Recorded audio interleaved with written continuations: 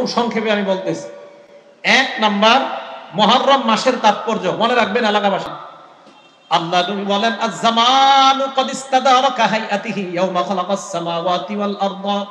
আসমান জমিন যেদিন আল্লাহ বানাইছেন, ওই দিন সময় যেইভাবে আবর্তিত হচ্ছে, আজও সময় ওইভাবে তার আগের রূপে ফিরে এসেছে। এবার আল্লাহ নবী বলেন, শোনো তোমরা, আস-সানাতু ইসনা আশারা শাহরা, বছর হয় 12 মাসে। মিনহা আরবাতুন হুরুম, এই 12 মাসের মধ্যে 4টা মাস সম্মানিত। সালাসাতুন মুতাওয়ালিয়াত, 3টা মাস ধারাবাহিক। 1 নাম্বার যুলকাদা, 2 নাম্বার যুলহজ্জা, 3 নাম্বার আল মুহররম। জিলকদ, জিলহজ, মুহররম। ওয়া রজব মুযর বাইনা জুমাদা ওয়া শাবান, জুমাদাল উখরা এবং শাবান মাসের মাঝখানে রজব মাস। তাহলে এই 4 মাস আল্লাহর কাছে সম্মানিত, হাদিস থেকে জানলাম। 2 নম্বর আলোচনা, 10ই মুহররম রোজা রাখার তাৎপর্য। সহিহ বুখারী হাদিস নাম্বার 2004 নাম্বার হাদিস। এই হাদিসের বর্ণনাকারী আব্দুল্লাহ ইবনে আব্বাস রাদিয়াল্লাহু তাআলা আনহুমা। আব্দুল্লাহ ইবনে আব্বাস রাদিয়াল্লাহু তাআলা আনহুমা বলেন, কাদিমান নবী সাল্লাল্লাহু আলাইহি ওয়াসাল্লাম আল মাদিনা, নবীজি মদিনায় আগমন করলেন। আগমন করার পর ফারাআল ইয়াহুদা তাসুমু ইয়াউমা আশুরা, নবীজি দেখলেন ইহুদিরা আশুরার দিন 10ই মুহররম রোজা রাখে। নবীজি প্রশ্ন করলেন, মা হাদা, এই দিন তোমরা রোজা রাখো কেন? এটা আবার কোন দিন? ইহুদিরা জবাব, সলিহ, এটা একটা নেক দিন, এটা একটা ভালো দিন। হাদা ইয়াউমুন নাজ্জাল্লাহু ফীহি বনি ইসরাঈলা মিন আদুবিহিম, এটা এমন একটা দিন যেই দিন বনি ইসরাইলকে তাদের শত্রু থেকে আল্লাহ মুক্তি দান করেছেন। ফাসামাহু মূসা, এই দিনের শুকরিয়া আদায় করার জন্য মূসা নবী রোজা রাখলেন। এই জন্য আমরাও রোজা রাখি। আল্লাহ নবী বললেন, ফানা হাক্কু বিমূসা মিনকুম, আমি তোমাদের চাইতে মূসা নবীর বেশি নিকটবর্তী, বেশি মহব্বত করি, বেশি হকদার। এই কথা বলার পর ফাসামা, আল্লাহর নবী নিজে রোজা রাখলেন, সাহাবাদেরকে বললেন তোমরাও রোজা রাখবা। তাহলে হাদিস থেকে আমরা 10ই মুহররম রোজার তাৎপর্য পেয়ে গেলাম। 3 নাম্বার আলোচনা, 10ই মুহররম রোজা রাখার গুরুত্ব। আরবাউন লাম ইয়াকুন ইয়াদাউহুন্না নবী সাল্লাল্লাহু আলাইহি ওয়াসাল্লাম, 4টা আমল আল্লাহ নবী কখনো ছাড়তেন না।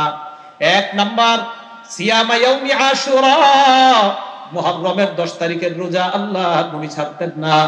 2 নাম্বার আল আশরা, জিলহজ মাসের প্রথম দশকের রোজা আল্লাহ নবী ছাড়তেন না। 3 নাম্বার সালাসাত আইয়ামিন মিন কুল্লি শাহরিন, প্রত্যেক মাসের 13, 14, 15 আইয়ামে বীজের রোজা আল্লাহ নবী ছাড়তেন না।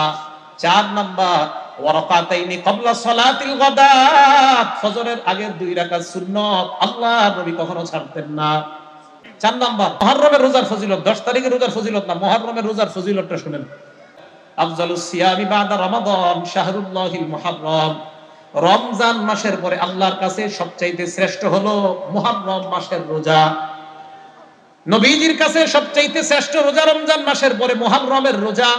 5 নাম্বার আশুরার রোজার ফজিলত। আল্লাহ রাসূলুল্লাহ সাল্লাল্লাহু আলাইহি ওয়াসাল্লাম, আল্লাহ নবী বলেন, সিয়ামু ইয়াউমি আশুরা ইন্নী আহতাসিবু আলাল্লাহ আইয়ুকাফিরাস সানাতাল্লাতী ক্বাবলা। আল্লাহর নবী বলেন, 10ই মুহররম তোমাদের কেউ যদি রোজা রাখো, আমি নবী আশা করি তার আগের 1 বছরের গুনাহ আল্লাহ মাফ করে দেন। 6 নাম্বার 10ই মুহররম আমাদের করণীয় কি, আমরা কি করব? ভালো করে মনে রাখবেন, 10ই মুহররম আমাদের মূল 2 কাজ। বলেন তো কয় কাজ? 1 নাম্বার রোজা অবস্থায় কাটানো, 2 নাম্বার তওবা করা। আব্দুল্লাহ ইবনে আব্বাস রাদিয়াল্লাহু তাআলা আনহুমার বর্ণনা, তিনি বলেন, মা রাআইতু রাসূলুল্লাহ সাল্লাল্লাহু আলাইহি ওয়াসাল্লাম ইয়াতাহাররা সিয়ামা ইয়াউমিন ফাদদালাহু আলা গায়রিহি ইল্লা হাদাল ইয়াউম ইয়াউমা আশুরা ওয়া হাদা আশ-শাহরা ইয়ানি শাহরু রমাদান। আব্দুল্লাহ ইবনে আব্বাস বলেন, রমজানের পরে সবচাইতে দিনের মধ্যে আল্লাহ নবী রোজা রাখার ক্ষেত্রে গুরুত্ব দিতেন মুহররমের 10 তারিখ, আর মাসের মধ্যে রোজা রাখার ক্ষেত্রে সবচাইতে গুরুত্ব দিতেন রমজান মাস। আলী ইবনে আবি তালেব বলেন, আল্লাহ রাসূল সাল্লাল্লাহু আলাইহি সাল্লামকে এক ব্যক্তি প্রশ্ন করছেন, আইয়ু শাহরিন তা'মুরুনি বাদান আসুমা বাদা শাহরি রমাদান, হুজুর রমজানের পরে কোন দিন আমি রোজা রাখবো, কোন মাসে রোজা রাখবো, আপনি বলেন আমাকে। নবীজি সাল্লাল্লাহু আলাইহি সাল্লাম বললেন, ইন কুনতা সাইমান বাদা শাহরি রমাদান ফাসুমিল মুহররম, তুমি যদি রমজান মাসের পরে রোজা রাখতে হয় তাহলে তুমি মুহররম মাসে রোজা রাখো। কয় কেন?